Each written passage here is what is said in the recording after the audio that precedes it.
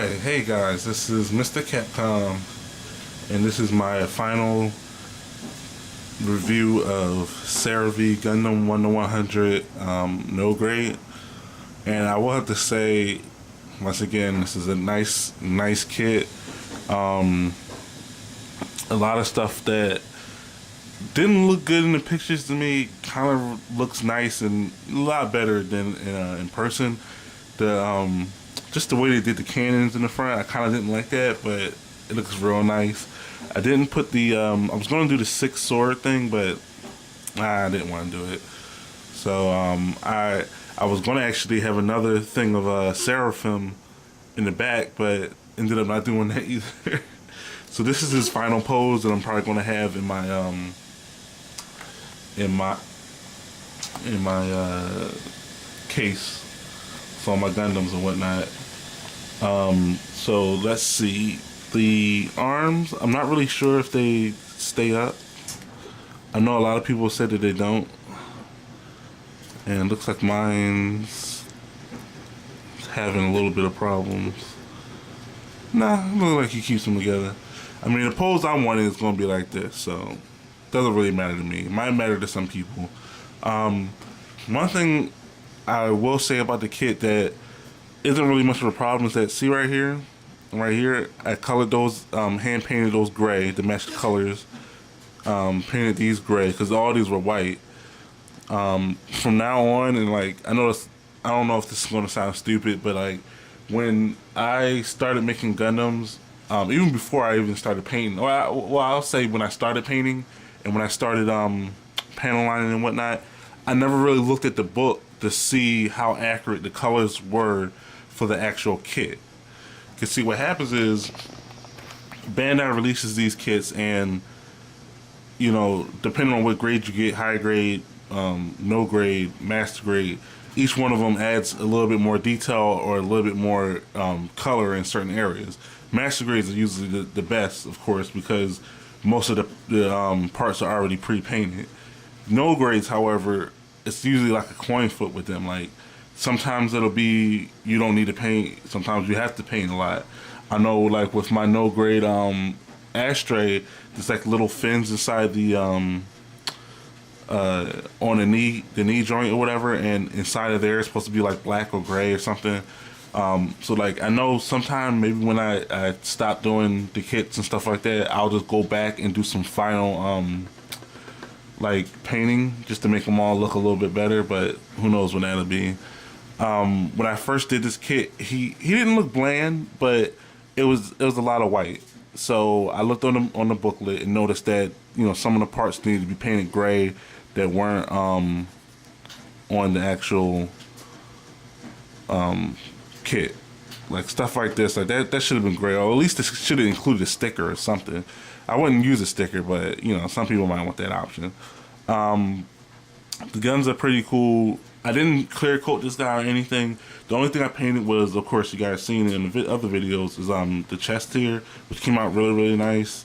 I painted the jewel, and that's another non-master grade feature. They don't paint the stick and jewels on there, which is so weird because it's like they give you a sticker, and even though the sticker's there, and when you put this clear piece on the forehead here, it looks terrible. Like, I don't know why Bandai does that. But I guess it's the cut cost. So let's turn them around. And we have Seraphim sitting on the back, which was really fun to put together. Let me take him off. He just connects on with this little piece in the back. Not much I can say about him. You have to take this piece right here off, put his head on. As far as, let's see, as far as how tall he is, let's take him out. He's almost, let me put the feet out. He's almost as big as Seravee, give or take. But really nice. And I did like how, see, I had the little yellow vents there.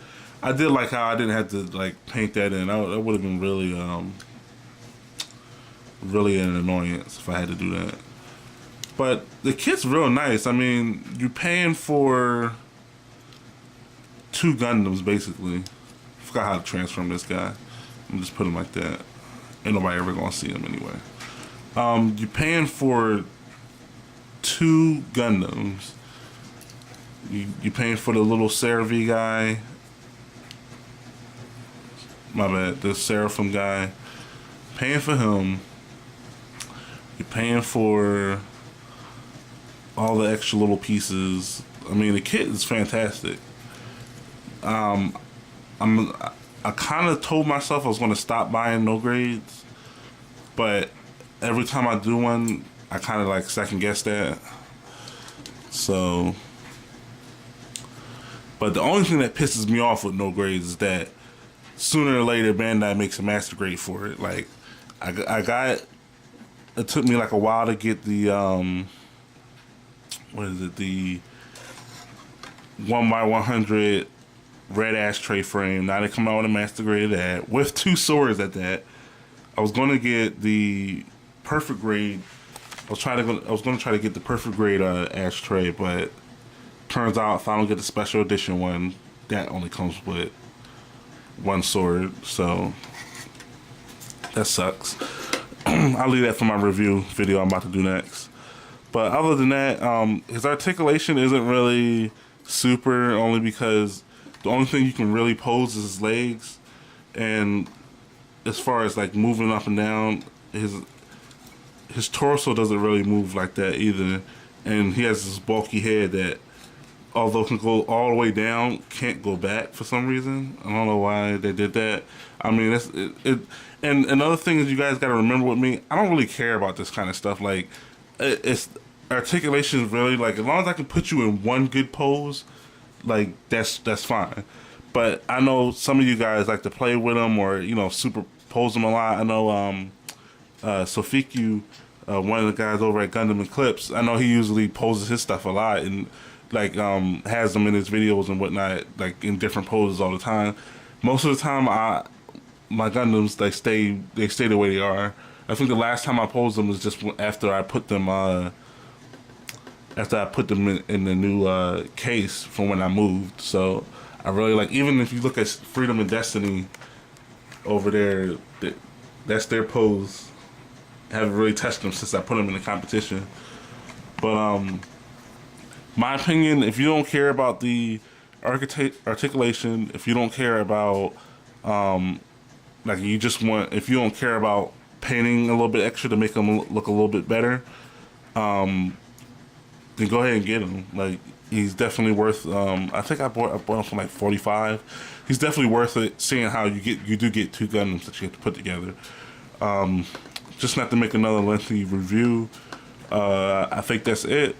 A lot of stuff is moved. Like, his little flap right here is movable, and these little pieces over here, I guess they're like vents or condensers or something like that. They're movable. But other than that, that's about it. I don't know what else I can say about this kit.